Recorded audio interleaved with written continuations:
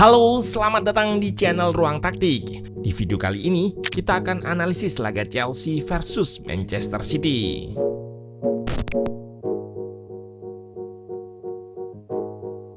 Man City kini memangkas jarak dengan pemimpin klasemen sementara Arsenal menjadi 6 poin. Tim asal kota Manchester tersebut masih punya tabungan satu pertandingan. Dan ini membuat persaingan mendapat titel juara semakin terbuka. Apalagi kedua tim akan bertemu minggu depan. Pasca tersingkir di UCL, Pep Guardiola nampak bisa lebih fokus dan hasilnya kemenangan 3 gol tanpa belas di kandang Chelsea membuat tim asal London tersebut juga menjauh untuk lolos UCL. Beberapa pertandingan terakhir, Rossinior memang dalam situasi yang sulit, sehingga di laga ini ia lebih memilih bermain bertahan. Pun begitu, 3 gol bisa tercipta dalam kurun waktu yang relatif singkat, menandakan ada problem besar di lini belakang The Blues. Nah, penasaran dengan jalannya laga dari segi taktikal? Let's go, kita bahas sama-sama.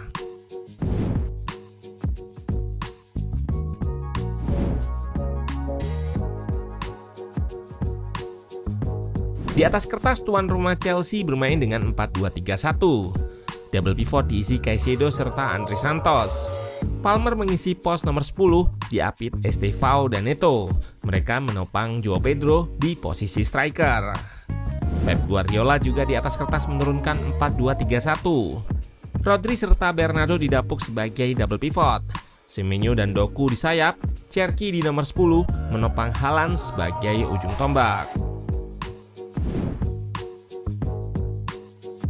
Man City build up dengan shape 4-2 di awal, menggunakan Rodri dan Bernardo sebagai double pivot. Di area sendiri ini, nampak fullback masih berada di belakang. Namun, O'Reilly akan naik ke half space ketika bola mendekati sepertiga akhir. Terlihat ia di posisi yang lebih ke depan, sehingga shape menyerang Man City menjadi 3-2-5. O'Reilly berada di ruang antar lini serta half space bersama Cherki yang lebih roaming. Respon bertahan Chelsea, André Santos akan drop atau turun ke backline sehingga terlihat shape 5 back di belakang. Terlihat ia melakukan marking kepada O'Reilly yang masuk lewat half space. Nampak juga lini tengah yang rapat dengan backline atau garis pertahanan. Selain rapat, lini tengah juga kerap bergeser ke arah bola. Tujuannya tidak lain dan tidak bukan menciptakan menang jumlah dan memperkecil space. Terlihat di sini, shape bertahan 5-2-3 Chelsea yang merapat ke tempat bola berada. Meski City lakukan overload dengan 5 pemain, sang tuan rumah tetap bisa mengimbangi jumlahnya. Tim plan dari Rossinior tentu lakukan defense counter attack, mengandalkan situasi transisi atau chaos. Di menit awal sudah terlihat, mereka mampu gagalkan serangan dan lakukan counter attack. Secara prinsip, Neto dan kawan-kawan sudah mengeksekusi dengan kecepatan tinggi. Cutback Neto berhasil diterima Palmer, namun sayang tembakannya masih melebar. Selain itu, Chelsea juga bisa menyerang dari situasi duel ataupun chaos. Terjadi perebutan bola udara yang berhasil dimenangkan Neto. Ia berikan terobosan ke Pedro, namun syutingnya masih melebar. Kembali Neto menerima bola switch dari Estevao, lalu ia lakukan cut inside ke dalam dan mengeksekusi counter attack itu sendirian meski masih bisa diamankan Donnarumma.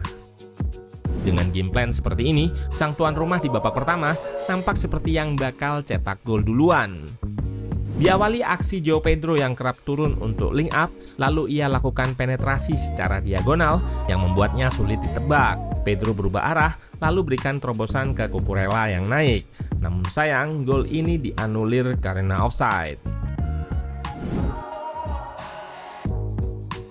Kesulitan membongkar pertahanan di babak pertama, Pep sebetulnya tidak melakukan perubahan taktik signifikan pada babak kedua. Di laga ini, Cherki diberi lisensi untuk roaming atau bergerak bebas seperti pada momen ini.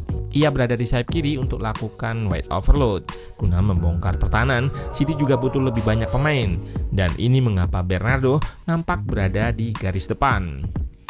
Kembali terlihat wide overload di kiri dengan Cherki serta Bernardo berada di area tersebut yang menunjukkan lisensi yang diberikan kepada dua pemain tersebut terutama Cherki. Karena pertahanan rapat sang tuan rumah, salah satu cara yang dilakukan City adalah memberikan ruang kepada Cherki. Penetrasi yang dilakukan winger yaitu Semenyo ini membuatnya menarik dua pemain sehingga Cherki punya ruang. Saat mendapat bola, ia bisa lakukan penetrasi di ruang sempit meski dihadang 3 pemain, walau tembakannya masih melebar. Pemberian space ke pemain lain lewat aksi dribble ini memang secara tidak langsung berimpact pada kreasi peluang. Dan tidak hanya untuk Cherki, namun pemain lain yang tentu outputnya berbeda. Cara yang kurang lebih sama digunakan untuk mencetak gol pertama. Semenyo lakukan penetrasi untuk menarik backline mundur. Terlihat Aurélie juga masuk dan di-marking Andre Santos. Cherki mendapat back pass dan cukup punya ruang. Ia lakukan feinting untuk membuat badannya keluar, sehingga cross sulit diblok. Umpan akuratnya tepat jatuh ke kepala Aurélie yang menang duel dengan Andre Santos. Selain menggunakan Cherki, Aurélie juga kerap memakai half space untuk dijadikan celah masuk ke pertahanan. Ia yang sedari awal disiapkan inverted untuk masuk lewat half space menerima operan dari Doku, namun masih bisa diblok. Kembali Aurélie menemukan celah lewat half space dan menerima terobosan Doku. Ia lakukan cutback namun sontekan Bernardo masih lemah. Half space kali ini terekspos menggunakan rotasi posisi di mana Rodri yang masuk, namun crossing masih bisa diamankan kiper. Cherki kembali jadi aktor terjadinya gol kedua. Diawali short cornernya dengan Doku dan kembali penetrasi dilakukan untuk memberikan Cherki cukup banyak ruang. Saat ia menerima cutback, dilanjutkan penetrasi lateral dan ini mengacaukan marking back Chelsea. Benar saja, celah pertahanan terbuka di area sekitar half space dan terobosan Cherki mampu menemukan Guehi yang dengan dingin bisa menaklukkan kiper. 2-0. Di laga versus Arsenal, nampak Pep Guardiola menerapkan taktik press baru. Yap, terlihat mereka lakukan high press dengan 4-2-4 yang bertujuan menciptakan 1 versus 1 langsung di depan, atau para penyerangnya bisa trigger press langsung 1 versus 1. Dengan struktur press seperti ini, lawan akan berpikir 2 kali untuk berikan operan pendek ke back mereka, sehingga banyak mengirimkan bola ke area sayap atau langsung ke depan. High press ini sempat menghasilkan peluang lewat Aurélie yang naik saat bola dialirkan ke sayap. Pemain asal Inggris tersebut lakukan penetrasi dilanjutkan cutback ke Cherki, namun tendangannya relatif lemah. Dengan high press pula, secara tidak langsung, Man City mampu menjaga intensitas dan mencetak gol pamungkas. Ide Sanchez berikan bola langsung untuk dijadikan counter to counter.